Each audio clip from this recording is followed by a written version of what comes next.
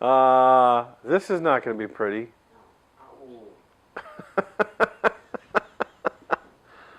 You know, and look at this guy. I mean, come on, driver. He's approaching railroad tracks. Look how fast he's going. Looks like he was trying to stop. Well, yeah, at the last minute, he's like, holy crap! Okay? All right. Another one I want to show you here.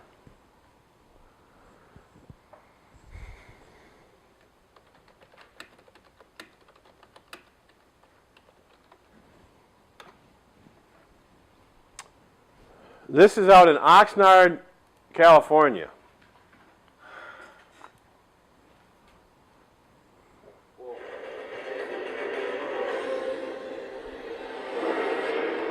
Oxnard, California. After experiencing an accident at these two cross streets, a man sets up two cameras to support his claim that this intersection is dangerous.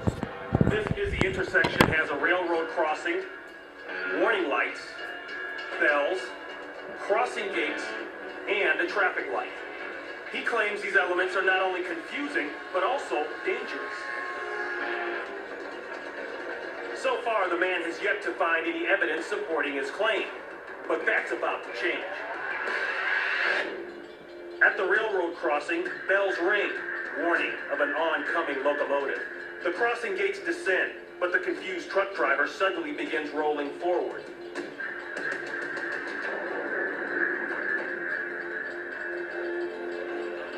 The semi stops before crossing the intersection. The driver seems unaware that the truck rests directly on top of the railroad tracks.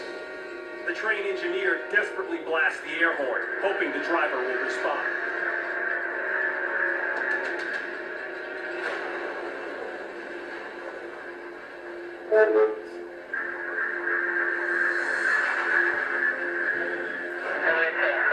The trailer is completely destroyed, and the wreckage is strewn for hundreds of yards. As for the train, it fares better, but will require major repairs. Analysis of the footage reveals exactly what went wrong. The driver of the semi is stopped at a red light when warning bells start to ring. Okay, so here's the problem here, is that we've got a very poorly designed intersection with a railroad track. And we've got room on the other side of the tracks for a passenger-sized vehicle to stop. You see the pickup truck there. So your pickup truck's right here, but he's on the other side of the tracks. The light has gone green. These lights are starting to flash, and this crossing gate has come down. But the problem is, this semi is stopped so close, because there's the stopping line right there. So the semi driver cannot see this coming down, and the semi driver can't hear or see these bells, the lights and bells, okay? So the truck driver takes off because the light goes green. Right as the cross. Okay? So the light goes green. The truck driver obviously didn't have windows down, fan down, and did not look both ways before the driver started off here. All right? Even if he was back as 15 feet, right, you would have saw that arm come down. Well, especially if he'd been back 50. Yeah, 15 to 50, yeah. Yep. Okay, so I would stop further back, even though there's a white line there that allows me to go up where the driver was. So our driver starts across, and then look what happens. The traffic light changes yellow. Okay? And then it changes to red. So what's the truck driver do? Stops. So yes, this is poorly designed, but the driver could have avoided this collision had they had the windows down, fan radio down, looked both ways, and listened to be real careful. If they'd been careful, they would have known there was a train coming. I mean, the driver of these two pickup trucks knew that. They didn't go. Okay? Now, you could say, well, these guys are local people. They knew about this intersection, and the truck driver's from out of town, so he's at a disadvantage. Well, okay, I will agree with that. but that just emphasizes the importance of the truck driver then to put due care and caution into crossing these railroad tracks. So then it's just amazing to watch this train just blast through that trailer, isn't it? It's just huge. Kind of like what a semi-tractor does to an 1,800-pound car. Yeah, exactly. So you need to be careful here, okay? You've got to be really on the ball when it comes to crossing these railroad tracks to make certain that it is safe, okay?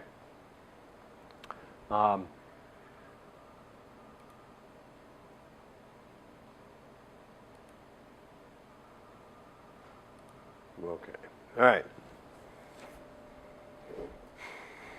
You have to recognize what's at stake here, what's at risk here, the damage that it's going to do. And see, the thing that's so much different about crossing the railroad tracks with these big rigs compared to your car is that it takes so much longer for you to cross because of the length of your vehicle and the amount of time it takes to get this thing going. These things do not accelerate the way cars do. You know, that one where you saw the truck where the gate came down behind it, if he didn't have been in, you know, an SUV, he could have nailed the gas and got out of the way, no problem. But you're 70 feet long with these things. So you have to adjust for that. And that's one of the nuances to these trucks, is that you now have to worry about your height issues. You now have to worry about low clearance issues. You now have to factor in, it's going to take me longer to clear an intersection. It's going to take me longer to clear a railroad track. So I have to adjust for that. And that's the rub. That's the hard part, is that you are all experienced drivers. And so you've got behaviors and habits that you're used to. And now I'm coming along and saying, well, we're going to do something different. Have any of you ever tried, stopping things that we're addicted and have a habit of? Smoking, drinking, sugar. How many of you have tried to give up sugar? Okay. How about caffeine? Try that. Try going without caffeine if you're a coffee drinker, okay? What happens? Headaches, sleepy, okay? Because our body's used to that stuff, okay? So same thing with driving. We're trying to get you to change your behavior, and that's not necessarily done at the drop of the hat. It's going to take some focus on your part. It's going to take some effort on your part. And then, over a course of time, you will develop these new habits, and you will be a good truck driver, okay? All right.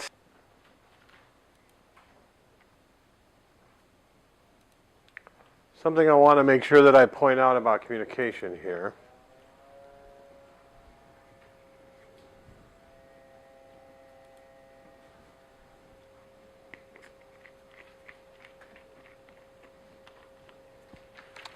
For some reason, Josh, I'm not getting this on my other computer. Hey, St. Cloud, can you see what I've got on the screen? Communicating intent.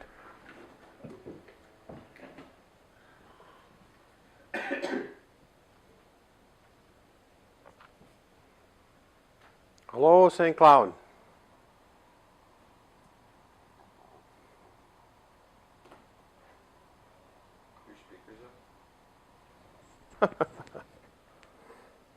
Yeah, they were down a little bit.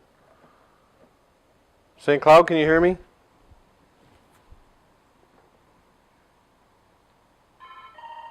Yeah, we can hear you. Okay. Do you have a on your screen? Does it now say turn signals? Hello, this is Wayne. No. What have you got? A black screen?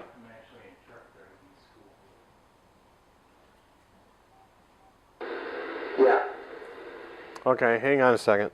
Oh, yeah, I should be able to do that. To lane changes. That is a federal rule in a commercial vehicle. You know, turn signals are required for a lane change by state statute, but there's no specifics as to when the signal has to be put on. The federal rule pertaining to operating commercial vehicles does require a turn signal on 100 feet prior to moving over. This is one of the behavior changes that we try to instill upon you, and some people are challenged by this.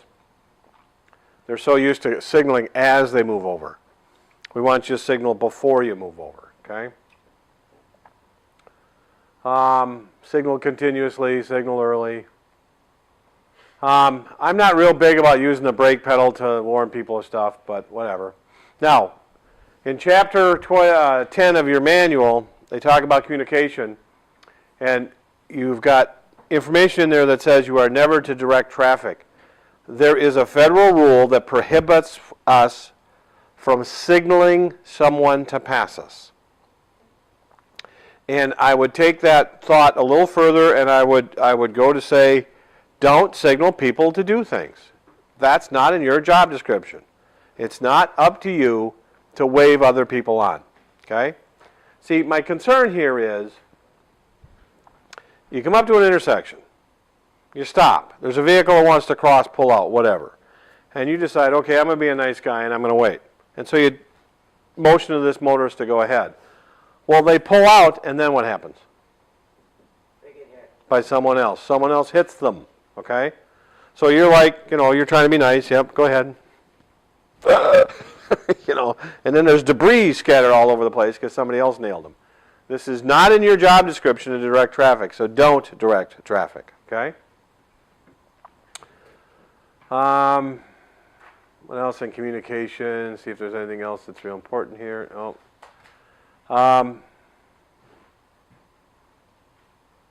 Now, speed management is real important. So,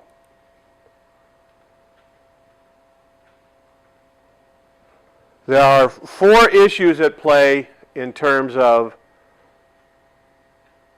speed management and their stopping distance, okay? And we have perception distance, reaction distance, brake lag distance, and braking distance. One of those 4 is unique to trucks. Which one? Brake lag, okay? It's because of the air brakes. So we have a lag in the brake. You put your foot on the brake pedal, it does not instantaneously respond. There's this process where the air is being compressed that has to go cycle through so the brakes come on. Now, you guys are out in the backing truck, right? Are you using the truck with the air brakes? Yes. Then the first time you were in that truck, it kind of shocked you, didn't it? Holy buckets, the brake doesn't work immediately. Are you using that truck, Mike? The one with the air brakes? You're using the one with the hydraulic brakes? Okay, well, wait till you shift to the air brake one, because it's going to be different. The first time you get behind a vehicle with air brakes, it will respond differently than hydraulic brakes. So that's going to take a little adaptation on your part.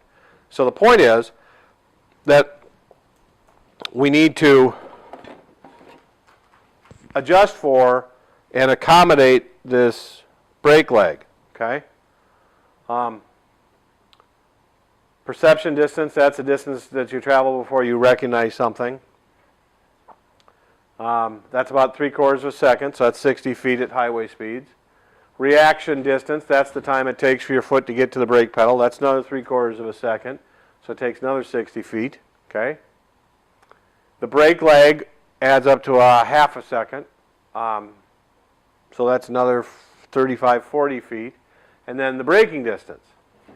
And when you add this all up, it takes you a football field to stop a truck trailer.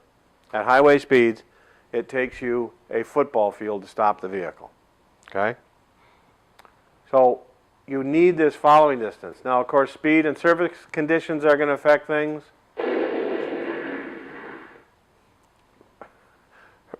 Rain can make things slippery. Now, the situation where you are most vulnerable in rain is when you're empty, especially if you're running bobtail. If you're running around with no trailer on the back of the tractor, we call that bobtail, okay? If you've got no trailer. And in this configuration, you have so little weight on the vehicle that it's kind of skatey. It'll slide around. So you got to be real careful driving in inclement weather conditions bobtail. I would hesitate to drive at all in the snow bobtail. Now, our textbook